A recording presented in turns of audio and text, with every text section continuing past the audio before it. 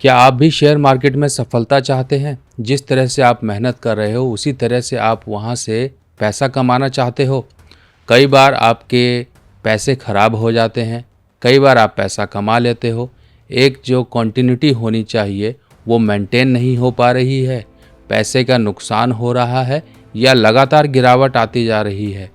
आपके पास सारी चीज़ें, सारी इन्फॉर्मेशन होने के बावजूद भी आप आगे नहीं बढ़ पा रहे हो। क्या कारण है और इसके क्या उपाय हैं, वो मैं आज आपको बताने वाला हूँ।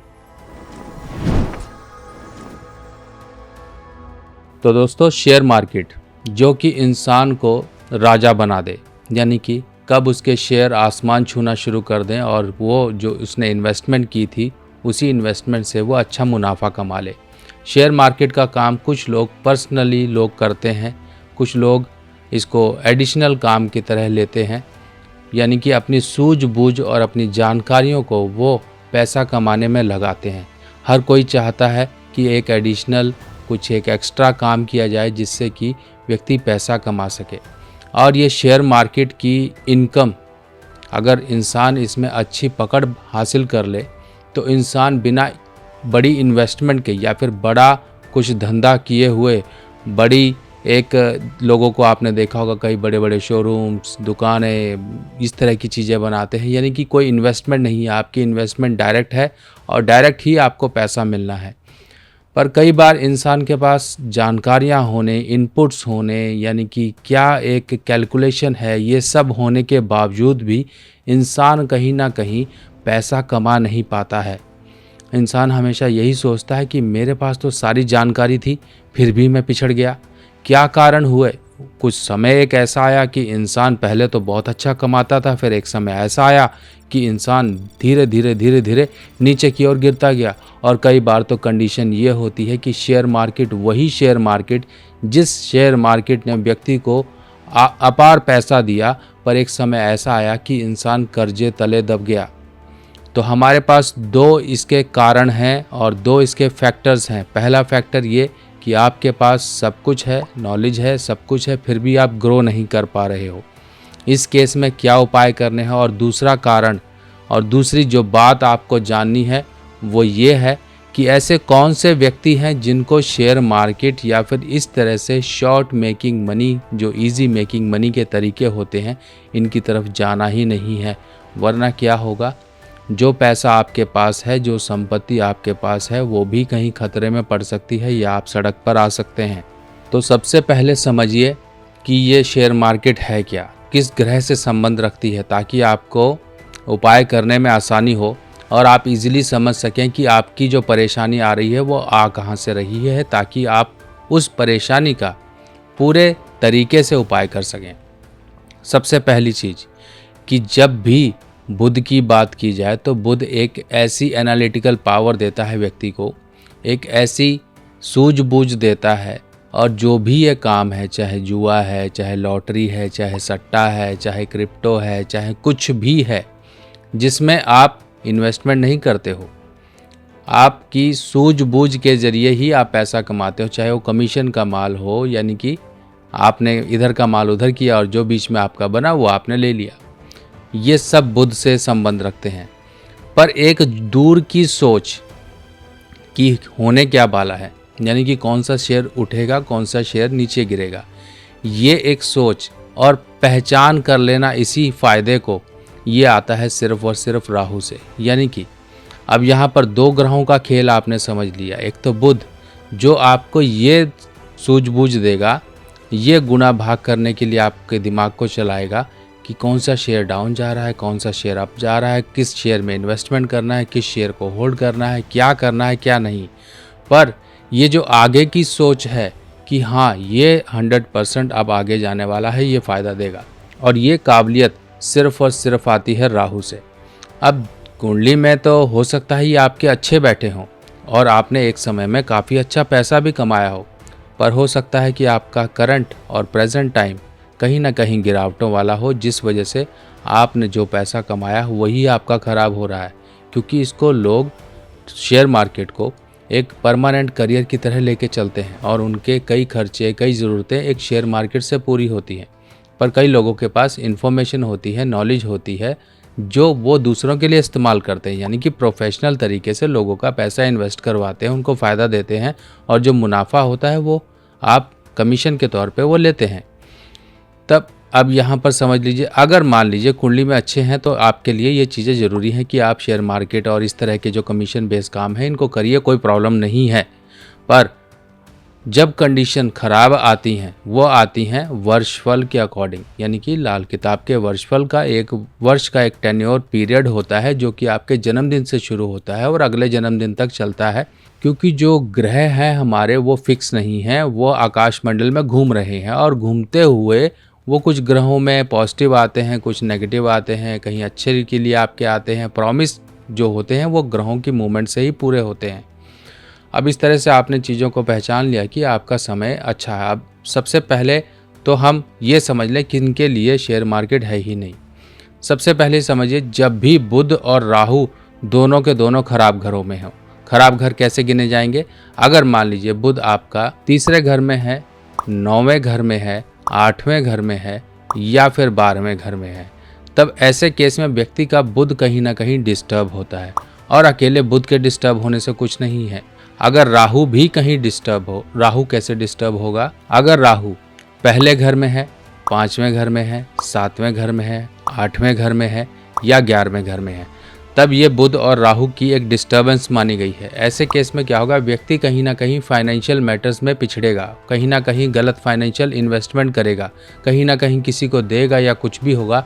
ये बुध राहु अगर फाइनेंस की बात करें तो व्यक्ति को ऊपर से नीचे तक धड़ाम से गिराता है और व्यक्ति को कहीं ना कहीं कर्जे की तरफ देता है, कहीं गलत इन्वेस्टमेंट या किसी को गलत पैसा दिलवा देता है। अब ऐसे केस में व्यक्ति को थोड़ा सा समझ लेना है। और जिसकी भी कुंडली में बुध 12वें घर में है तो वो खास कर इन चीज़ों से तौबा करे कि नहीं, हमें सीधे तरीके से पैसा कमाना है, किसी का पैसा लगवाना नहीं है या कोई ऐसा काम नहीं करना है जो जुआ, लॉटरी या सट्टे या शेयर मार्केट या इस तरह के कमीशन बेस काम से जुड़ा हो। अब आपने ये चीज़ समझ ली कि ये काम किन के लिए नहीं है। अब जिनके लिए है और जो कमा रहे हैं, कमा रहे थे पर अब नहीं कमा पा रहे हैं, उनके लिए उपाय समझिए। ये उपाय पहले मैं अपनी एक शॉर्ट वीडियो में बता चुका हूँ, पर लोगों को कन्फ्यूजन हुई कि ये उपाय करना कैसे है, क्योंकि ये उपाय थोड़ा सा एक सिलसिलेवार तरीके से चलता है, जिसको बनाने के लिए मैंने अब ये डिटेल वीडियो आपके लिए बनाया है। लाल किताब की सभी सामग्री अब आप मेरी व्हाट्सएप कैटलॉग पर आसानी से देख सकते हैं और आप अपने एड्रेस पर मंगवा भी सकते हैं। तो समझिए इस उपाय को कैसे करना है। ये 40-40 दिन का उपाय है। अब ये 40-40 दिन क्या होंगे ये समझिए। 40 दिन लगातार शनिवार के दिन होंगे, यानी कि सबसे पहले जौ, जिसे हम बारले बोलते हैं, ये बारले का उपाय होगा। यानी कि शनिवार शनिवार शनिवार, जिस दिन भी शनिवार हो उससे एक दिन पहले यानी कि शुक्रवार को आपने एक मुट्ठी जौ पानी में भिगा लीजिए, अपने बेडरूम में रखिए या अपने घर में रखिए और सुबह जाकर आप पक्षियों को डाल कर आइए। शनिवार शनिवार शनिवार शनिवार ऐसे आप काउंट कर लीजिए, टोटल 40 शनिवार हो गए। इसके बाद जब ये उपाय आपका 40 शनिवार टोटल कंप्लीट हो गया तो उसके बाद शुरू होगा बुध का उपाय, यानी कि साबुत मूंग। ये जो आप फोटो में देख रहे हैं साबुत मूंग लीजिए, एक मुट्ठी मूंग लीजिए, इसको आप मंगलवार की रात को भिगा दीजिए पानी में और बुधवार की सुबह आपने जाकर पक्षियों को देकर आनी है।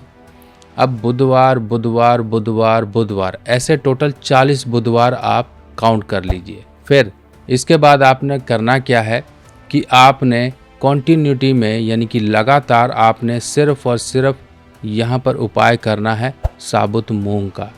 एक बार साबुत मूंग का उपाय लगातार आप 40 दिन करेंगे, यानी कि 40 डेज उपाय करेंगे बिना किसी गैप के।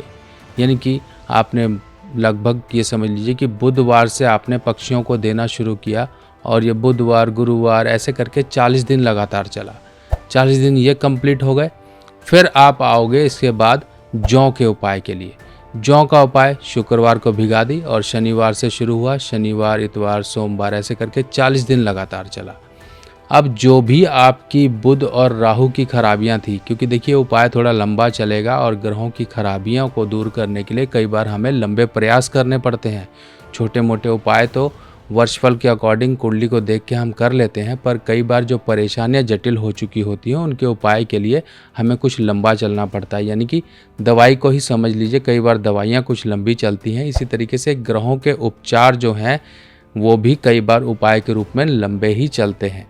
तो इस तरह से आप करिए। आपको देखिए, जैसे आप ये उपाय करते जाएंगे, आपकी एक सूझबूझ और दूरदृष्टि और जो एक एनालिटिकल पावर है, क्या होने वाला है क्या नहीं, कौन सा शेयर क्या कैसे कैसे, थोड़ा सा इसको समझिए। ये नहीं कि आपने पहले दिन से ही उपाय करना शुरू कर दिया और बड़ी इन्वेस्टमेंट कर दी, ऐसा मत करिए। उपाय होने दीजिए। आपके अंदर जैसे ही कॉन्फिडेंस लेवल बढ़ना शुरू हो, जैसे ही आपको चीज़ें एनालिटिकल जो पावर आपकी बढ़नी शुरू हो, उसके बाद अपनी इन्वेस्टमेंट की जो एक तरीका था आपका, जो पैसे इन्वेस्ट करने का था, उसको बढ़ा सकते हैं आप, कोई प्रॉब्लम नहीं है। पर एक बार ये उपाय इस तरह से करिए, देखिए 100% रिलीफ मिलेगा। और इसके साथ साथ देखिए, आप लोगों को हमेशा मैं कहता हूँ कि जो भी इस तरह का काम करते हैं, कोई वाणी है, कोई किसी से बात करना है, कोई पब्लिक डीलिंग है, कोई बिजनेस है, कुछ भी है, वो स्टील का छल्ला छोटी उंगली में ज़रूर पहन के रखे। इससे एक शनि की सपोर्ट मिल जाती है बुध को, क्योंकि अगर बुध बुद्धि है तो चुस्ती और चालाकी ये शनि है। जब भी बुध शनि की मदद पा लेता है तो ऐसे व्यक्ति अपनी ज़ुबान से बहुत अच्छे अच्छे काम कर लेते हैं, अपनी सोच से बहुत अच्छे काम कर लेते हैं। जिनको मानसिक टेंशन या किसी तरह की लो कॉन्फिडेंस की प्रॉब्लम है, ज़ुबान संबंधी कहीं प्रॉब्लम है, उनके इस छोटे से किए गए उपाय से काफ़ी रिलीफ मिलने शुरू हो जाते हैं और बहुत ही ज़बरदस्त इसके इफ़ेक्ट आते हैं। एक छल्ला पहले आप मंदिर में चढ़ा दीजिए या फिर जल प्रवाह कर दीजिए, और वहीं बैठे बैठे दूसरा छल्ला छोटी उंगली में, लेफ़्ट या राइट हैंड की किसी भी उंगली में आप पहन लीजिए। देखिए कितने अच्छे रिजल्ट आएंगे।